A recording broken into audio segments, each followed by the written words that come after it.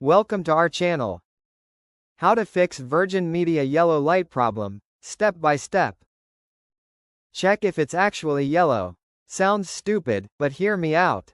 On some hubs the white light looks yellowish depending on the angle or room lighting.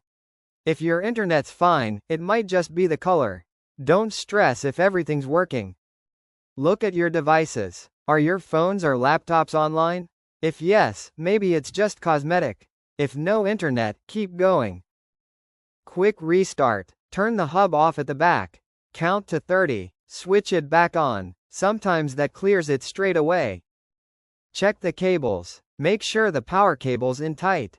Same for the coax cable that screws in. Loose cable equals weird lights. Move the hub if it's hot.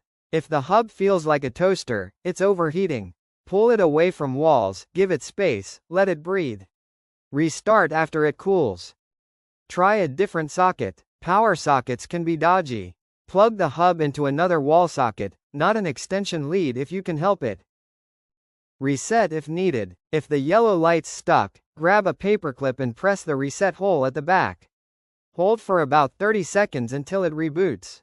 This puts it back to factory settings. You'll need to reconnect your Wi-Fi after.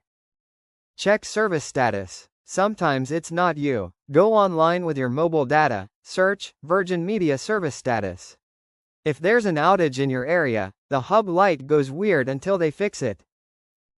Log into the hub. Type 192.168.0.1 in your browser. That's the Virgin Media Hub login. Sign in with the password on the back of the hub. Check if it shows any errors.